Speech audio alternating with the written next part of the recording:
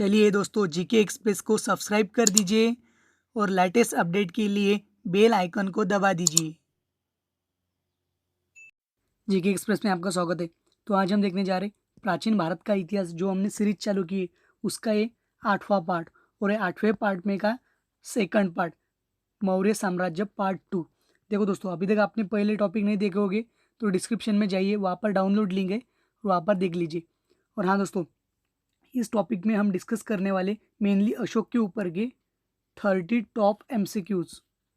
देखो दोस्तों, एग्जाम के दृष्टिकोण से अशोक के ऊपर ज़्यादा से ज़्यादा प्रश्न पूछे जाते हैं दोस्तों, तो इसलिए ये टॉपिक जो है तो बहुत ही ज़्यादा महत्वपूर्ण है दोस्तों। तो वीडियो अंतिम तक देखना दोस्तों, क्योंकि वीडियो के अंतिम में भी आपके लिए क्वेश्चन है दोस्तों। तो चलिए दोस्तों, आज का वीडियो शुरू कर दे। सबसे पहला क्वेश्चन है, अशोक कब मगध की राजगद्दी पर बैठा? तो इसका सही आंसर क्या है दोस्तों?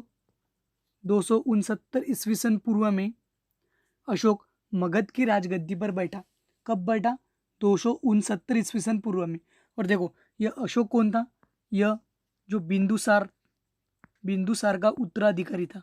यह भी बात ध्यान में रखना दोस्तों। तो चलिए दोस्तों, अगले क्वेश्चन की ओर बढ़ते हैं। क्वेश्चन नंबर 2, अशोक को बौद्ध धर्म की दीक्षा किसने दी? इसका सही आंसर क्या दोस्तों? उपगुप्त। उपगुप्त ने बौद्ध धर्म की शिक्षा किसको दी? अशोक को दी। यह भी बात ध्यान में रखना।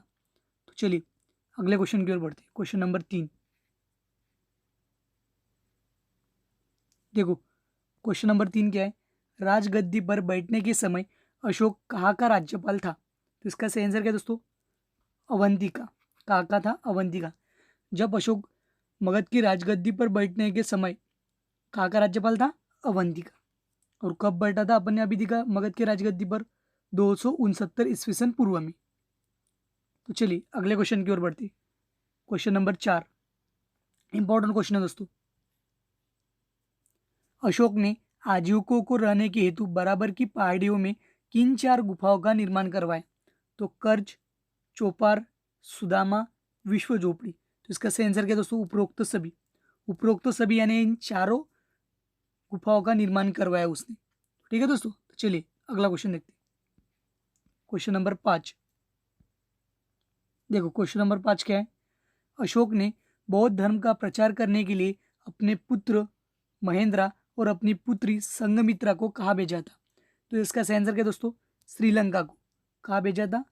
तो उसने अपने पुत्र और पुत्री को श्रीलंका को बौद्ध धर्म का प्रचार करने के लिए भेजा था। और एग्जाम में ऐसा भी पूछा जा सकता है कि उसका पुत्र का नाम क्या था? महेंद्रा। और उसकी पुत्री का नाम क्या था? संघमित्रा। तो चलिए अगले क्वेश्चन की ओर बढ़ते। क्वेश्चन नंबर 6, अशोक के शिलालेख की खोज किसने की थी? तो इसका सही आंसर क्या है दोस्तों? अशोक की शिलालेख की खोज पटेड्री फेंतेलर ने की थी। किसने की थी? पटेड्री फेंतेलर ने की थी। और वे कब की थी? वो की थी 1750 में। क्या पूछा था? खोज किसने की थी? तो किसने की थी? पटेड्री फेंतेलर ने। और कब की थी? 1750 में। तो चलिए अगला क्वेश्चन देखते हैं। इंपॉर्टेंट क्वेश्चन है दोस्तों, बहुत बार एग्जाम में पूछा गया है। क्वेश्चन नंबर 7, अशोक के अभिलेख पढ़ने में सबसे पहली सफलता किसको मिली? तो इसका सही आंसर क्या दोस्तों? जेम्स प्रिंसेप को। किसको मिली? जेम्स प्रिंसेस को। यानी सबसे पहले अशोक के अभिलेख किसने पढ़े? वे पढ़े जेम्स प्रिंसेप ने। और देखो दोस्तों, ऐसा भी पूछा जा सकता है कि कब पूछे ये। तो ये कब पूछे गए थे? देखो, यह पूछे गए थे 1837 में। कब पूछे गए थे? 1837 में। यह भी बात ध्यान में रखना। चलिए अगला क्वेश्चन देखते हैं। क्वेश्चन नंबर 8, अशोक के शिलालेखों की संख्या कितनी थी? तो इसका सही आंसर क्या है दोस्तों? 14। टोटल 14 शिलालेखों की संख्या थी अशोक की। तो चलिए अगले क्वेश्चन की ओर बढ़ते हैं। क्वेश्चन नंबर 9, अशोक के किस शिलालेख में पशु बलि की निंदा की गई है? तो इसका सही आंसर क्या है दोस्तों? पहले शिलालेख में। अशोक का जो पहला शिलालेख था उसमें पशु बलि की निंदा की गई है। इंपॉर्टेंट क्वेश्चन बन जाता है दोस्तों। तो चलिए अगला क्वेश्चन देखते हैं। क्वेश्चन नंबर 10, अशोक के किस शिलालेख में कलिंग युद्ध का वर्णन किया गया है? तो इसका सही आंसर क्या है दोस्तों? 13वां। देखो, 13वें जो शिलालेख था अशोक का, तो उसमें कलिंग युद्ध का वर्णन किया गया है। और देखो दोस्तों, यह क्वेश्चन इसलिए इंपॉर्टेंट बन जाता है कि इसी में ही पड़ोसी राजाओं का वर्णन भी किया गया है। किसका? तो पड़ोसी राजाओं का वर्णन भी किया गया है, तो इसलिए यह क्वेश्चन जी बहुत ज़्यादा इंपॉर्टेंट बन जाता है। चलिए अगला क्वेश्चन देखते हैं, क्वेश्चन नंबर 11। किस शिलालेख में स्त्री महामात्रों की नियुक्ति एवं सभी प्रकार के विचारों के सम्मान की बात कही गई है? तो इसका सही आंसर क्या है दोस्तों? 12वें शिलालेख में स्त्री महामात्रों की नियुक्ति एवं सभी प्रकार के विचारों के सम्मान की बात कही गई है। ठीक है दोस्तों, चलिए अगला क्वेश्चन देखते हैं, क्वेश्चन नंबर 12। किस शिलालेख में अशोक ने धार्मिक जीवन बिताने के लिए प्रेरित किया? तो इसका सही आंसर क्या है दोस्तों? 14वें, यानी जो 14वां नंबर का शिलालेख था उसमें अशोक ने धार्मिक जीवन बिता के लिए लोगों को प्रेरित किया। यह भी बात ध्यान में रखना। क्वेश्चन नंबर 13 देखते हैं। अशोक के स्तंभ लेखों की संख्या कितनी है जो केवल ब्राह्मी लिपि में लिखी गई है? किसकी संख्या पूछी है? स्तंभ लेखों की। तो इसका सही आंसर क्या बन जाता है? 7। अशोक के लगभग 7 स्तंभ लेख थी और वे किस लिपि में लिखे गए थे? वो केवल ब्राह्मी लिपि में लिखी गई थी। ये भी पूछा जा सकता है। चलिए अगला क्वेश्चन देखते हैं, क्वेश्चन नंबर 14। अशोक के किस स्तंभ लेख पर मोर का चित्र बना है? तो इसका सही आंसर क्या दोस्तों? लवरिया नंदनगढ़। लवरिया नंदनगढ़ नामक जो स्तंभ लेख था उस पर मोर का चित्र बना है। और देखो दोस्तों, ये लवरिया नंदनगढ़ कहाँ पे आता है? ये आता है चंपारण बिहार में। कहाँ पे दोस्तों? चंपारण बिहार में। और चंपारण बिहार अपने को पता ही है कि महात्मा गांधी ने सबसे पहले सत्याग्रह चंपारण बिहार में ही किया था। चलिए अगला क्वेश्चन देखते हैं, क्वेश्चन नंबर 15। किस अभिलेख को रानी का अभिलेख कहा जाता है? तो इसका सही आंसर क्या है दोस्तों? कौशाम्बी। कौशाम्बी का जो अभिलेख था उसे रानी का अभिलेख कहा जाता है। और एग्जाम में ऐसे टाइप के क्वेश्चन बहुत ज़्यादा तरीके से पूछे जाते हैं, तो इसका स्क्रीनशॉट निकाल लीजिए। चलिए अगला क्वेश्चन देखते हैं, क्वेश्चन नंबर 16। अशोक का कौन सा अभिलेख सबसे लंबा है? तो इसका सही आंसर क्या है दोस्तों? अशोक का जो 7वें नंबर का अभिलेख है वो सबसे ज़्यादा लंबा है। तो चलिए अगला क्वेश्चन देखते हैं, क्वेश्चन नंबर 17। किस स्तंभ लेख में लुम्बिनी में धम्म यात्रा के दौरान अशोक द्वारा भू राजस्व की दर घटाने देने की घोषणा की थी? तो इसका सही आंसर क्या है दोस्तों? रुम्मीदेई। रुम्मीदेई में भू राजस्व की दर घटाने की घोषणा की थी। और देखो यह जो रुम्मीदेवी था यह अशोक का सबसे क्या था? यह अशोक का सबसे छोटा स्तंभ लेख था। कैसा? सबसे छोटा स्तंभ लेख था। यह भी बात ध्यान में रखना। चलिए अगला क्वेश्चन देखते हैं, क्वेश्चन नंबर 18। अशोक ने सबसे पहले किस शिलालेख में यह घोषणा की कि सभी मनुष्य मेरे बच्चे हैं? तो इसका सही आंसर क्या दोस्तों? पृथक। जो पृथक शिलालेख था उसमें अशोक ने बोला कि सभी मनुष्य मेरे क्या है? बच्चे हैं। तो यह भी बात ध्यान में रखना। चलिए क्वेश्चन नंबर 19 देखते हैं। अशोक के समय में प्रांतों के प्रशासकों को क्या कहा जाता था? तो इसका सही आंसर क्या है दोस्तों? उपरोक्त सभी। देखो, उन्हें कुमार भी कहा जाता था, उन्हें आर्यपुत्र भी कहा जाता था और उन्हें राष्ट्रिक भी कहा जाता था। तो इसका सही आंसर क्या बन जाता है? उपरोक्त सभी। चलिए अगला क्वेश्चन देखते हैं, क्वेश्चन नंबर 20। अशोक के समय मौर्य साम्राज्य में प्रांतों की संख्या कितनी थी? तो इसका सही आंसर क्या दोस्तों? लगभग 5। अशोक के समय मौर्य साम्राज्य में 5 प्रांतों की संख्या थी। ठीक है दोस्तों, तो चलिए दोस्तों अगला क्वेश्चन देखते हैं, क्वेश्चन नंबर 21।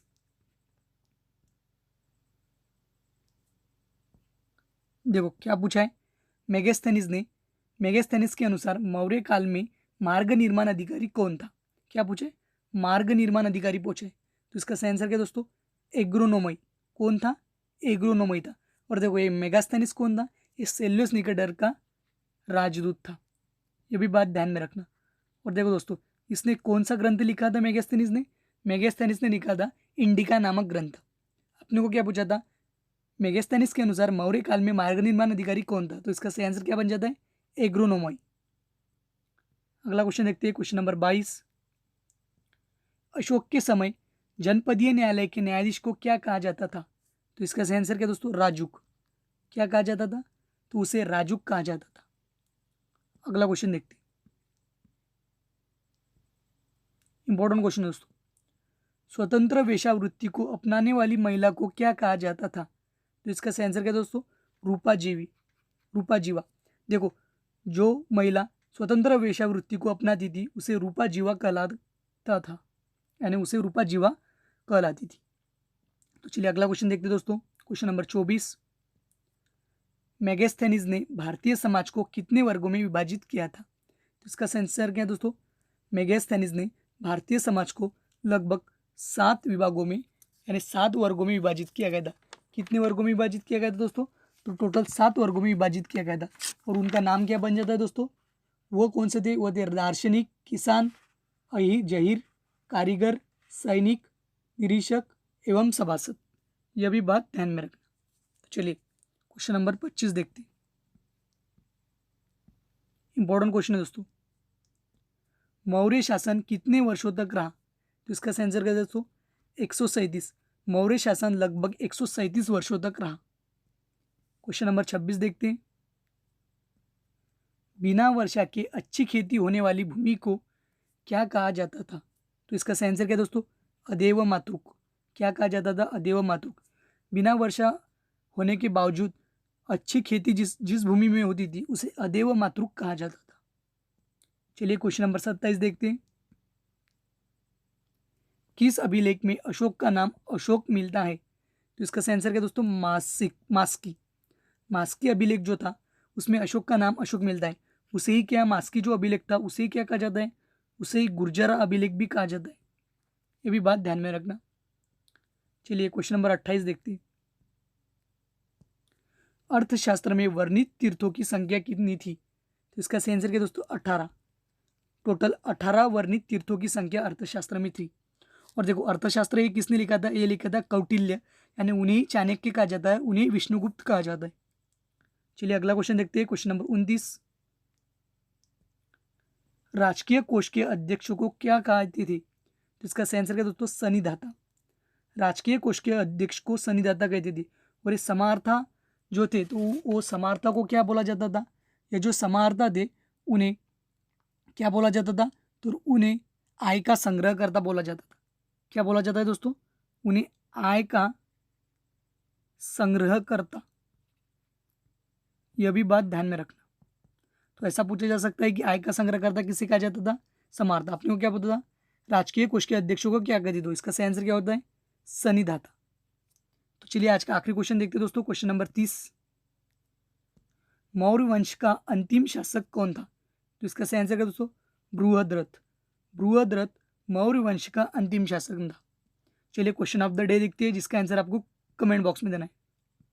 क्वेश्चन नंबर 1, सेना का सामान एकत्र करने वाले को क्या कहा जाता था? तो इसका आंसर जो है दोस्तों वो आपको कमेंट बॉक्स में देना है। तो क्वेश्चन नंबर 2 देखते हैं, जिसका आंसर आपको कमेंट बॉक्स में देना है। भागवत पुराण के अनुसार मौर्य वंश में कितने राजा हुए? तो इसका आंसर भी आपको कहाँ देना है दोस्तों? कमेंट बॉक्स में देना है। तो चलिए दोस्तों, आप हमें हमारे फेसबुक पेज जीके एक्सप्रेस को भी फॉलो कर सकते हैं। जल्दी से जाइए और फेसबुक पेज जीके एक्सप्रेस को लाइक कर दीजिए, ताकि ज़्यादा से ज़्यादा आपको अपडेट मिलती रहेगी। और हाँ दोस्तों, आप हमें हमारे टेलीग्राम चैनल जीके एक्सप्रेस को भी फॉलो कर सकते हैं। यहाँ पर मैं सभी इंपॉर्टेंट और सभी वीडियो की लगभग PDF डालता रहता हूँ दोस्तों।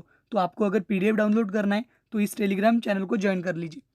तो चलिए दोस्तों, आपके पास जितने भी ऑनलाइन स्टडी ग्रुप होंगे उन सभी स्टडी ग्रुप में यह वीडियो भेज दो, ताकि ज़्यादा से ज़्यादा लोगों को यह टॉपिक पढ़ने में हेल्प हो सके। और हाँ दोस्तों, आपके सभी मित्रों के पास भी यह वीडियो भेज दे। Thank you.